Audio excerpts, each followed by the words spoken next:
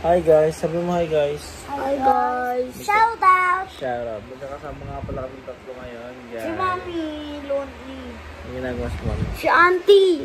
Auntie Peach. Pero yan, ang masasabi mo, kumusta yung bakasyon mo habang wala kang pasok? Masaya ba o malungkot? Masabi mo? Masaya kasi wala yung manamaengot kong classmates. Malungkot. Ikaw ate? Cry baby. Masaya. Bakit? Kasi nagpunta kami sa Mana? Sabihin mo na lang. Yun lang, kaya ka makasaya sa bakasyon mo, yun lang.